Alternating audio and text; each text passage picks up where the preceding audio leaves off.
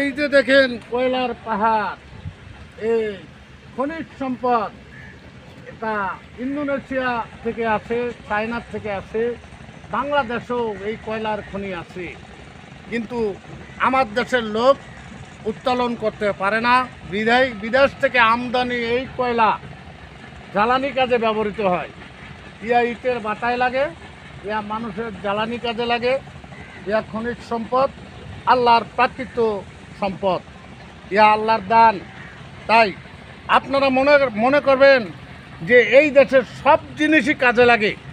আল্লাহর সৃষ্টি 17,999টা মাকলুকাতের ভিতরে একমাত্র আশরাফুল মাকলুকাতের কল্যাণের জন্য আল্লাহ পাক 17,999টা মাকলুকাত সৃষ্টি করেছে।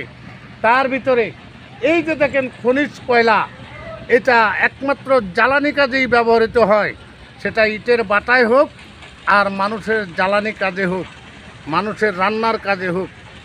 এই খনিজ সম্পদ আপনারা কি মনে করছেন এটাও দেশ থেকে আমদানি করে আনতে হয়? বাংলাদেশে যদিও খনিজ আছে, উত্তোলন করার মতো পদ্ধতি এখনো হয় নাই।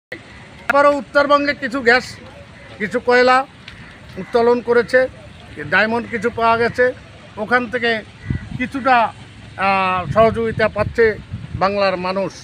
না হয় নচেত সকল জিনিসগুলাই বিদেশ থেকে আমদানি করে আনতে হয়, এবং এই আমদানির জিনিসগুলোর দাম একটু বেশি।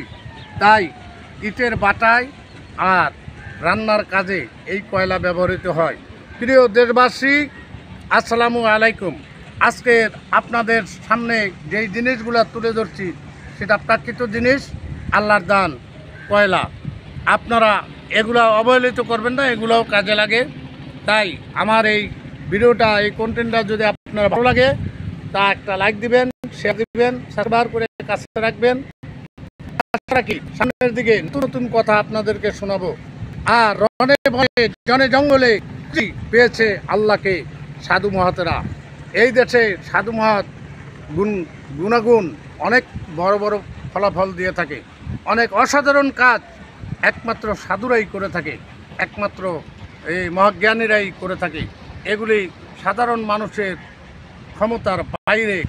যারা সাধুরা যা একমাত্র দিক নির্দেশনা দেয়, এই জিনিসগুলো আপনারা একটু চিন্তা ভাবনা করবেন। এই বলে এখানেই রাখছি। আল্লাহ হাফেজ।